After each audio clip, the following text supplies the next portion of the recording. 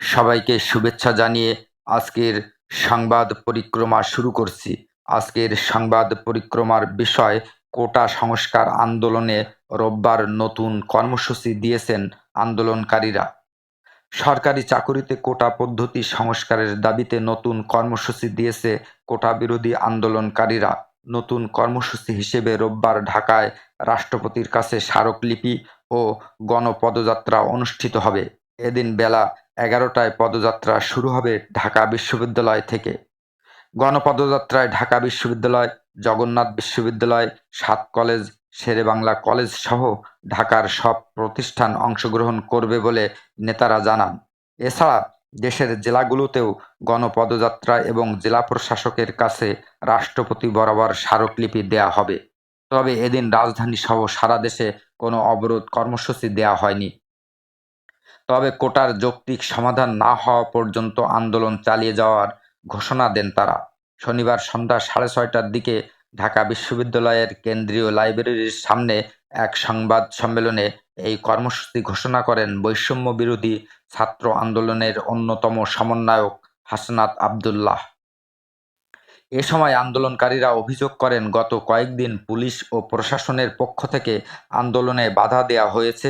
এছাড়া গণমাধ্যমের কাজেও পুলিশ ও ছাত্রলীগ বাধা দিচ্ছে বলেও অভিযোগ করেন তারা। এদিকে সরকারি চাকুরিতে কোটা পদ্ধতি সংস্কারের দাবিতে আন্দোলন চলাকালে বৃহস্পতিবার সরকারি কাজে বাধা ও পুলিশের সাজোয়াজানে হামলার ঘটনায় অজ্ঞাতনামা আসামিদের বিরুদ্ধে মামলা করা হয়েছে। শুক্রবার বিকেলে রাজধানীর শাহবাগ থানায় মামলাটি করেন পুলিশের ড্রাইভার খলিলুর রহমান।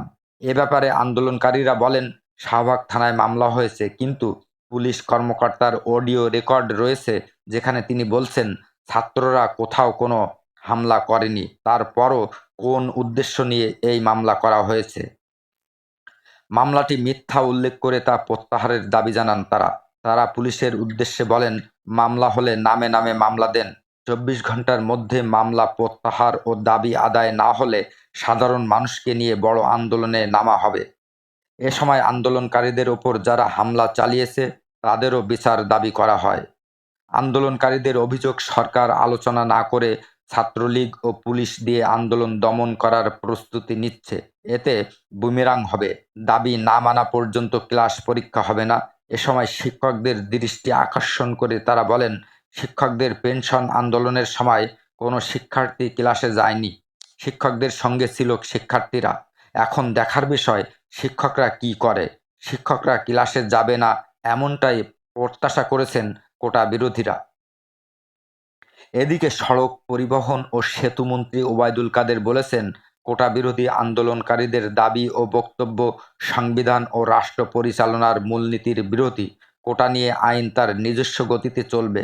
শনিবার 13 জুলাই দুপুরে রাজধানীর ধানমন্ডিতে আওয়ামী লীগ সভাপতির কার্যালয়ে সাংবাদিকদের একথা বলেন তিনি। সেতুমন্ত্রী আরও বলেন, দেশের বর্তমান প্রেক্ষাপটে কোটার প্রয়োজনীয়তা রয়েছে। একটা কুচক্রী মহল কোটা বিরোধী আন্দোলন থেকে ফায়দা নেয়ার চেষ্টা করছে। গেল কয়েক বছরে কোটা না থাকায় নারীদের অংশগ্রহণ হতাশাজনক, পিছিয়ে পড়েছে প্রান্তিক জনগোষ্ঠীর লোকও। তিনি আরও বলেন, দক্ষিণ এশিয়ার দেশগুলোর মধ্যে বাংলাদেশে কোটায় নিয়োগ সবচেয়ে কম।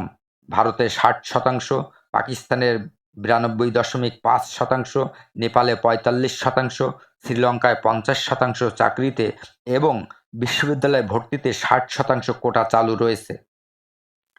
সংবাদ সম্মেলনের আগে পেনশন নিয়ে আন্দোলনরত বিশ্ববিদ্যালয় শিক্ষক প্রতিনিধিদের সঙ্গে বৈঠক করেন সড়ক পরিবহন ও সেতুমন্ত্রী ওবায়দুল কাদের। বাংলাদেশ বিশ্ববিদ্যালয় শিক্ষক সমিতি ফেডারেশনের সভাপতি আক্তারুল ইসলাম ও সাধারণ সম্পাদক প্রফেসর নিজামুল হক ভূঁইয়ার নেতৃত্বে 13 জন শিক্ষক প্রতিনিধি আলোচনায় অংশগ্রহণ করেন। এ নিয়ে আওয়ামী লীগ সাধারণ সম্পাদক ওবায়দুল কাদের সাংবাদিকদের বলেন, পেনশন স্কিম 2024 সালে না 2025 সালে চালু হবে, এই নিয়ে একটা ভুল বোঝাবুঝি ছিল, তা দূর হয়েছে।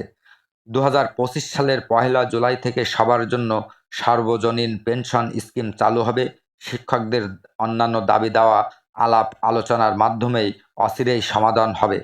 এ সময় উপস্থিত ছিলেন আওয়ামী লীগের যুগ্ম সাধারণ সম্পাদক মাহবুবুল আলম হানিফ, আফম বাহাউদ্দিন নাসিম, সাংগঠনিক সম্পাদক BM মোজাম্মেল হক, মির্জা আজম, আফজাল হোসেন, সুজিত রায় নন্দী, দপ্তর সম্পাদক বিপ্লব বড়ুয়া, শিক্ষা প্রতিমন্ত্রী শামসুন নাহার চাপা, প্রধানমন্ত্রীর শিক্ষা ও সংস্কৃতি বিষয়ক উপদেষ্টা কবি কামাল আব্দুল নাসের চৌধুরী প্রমুখ। আজকের সংবাদ পরিক্রমা এখানেই শেষ করছি।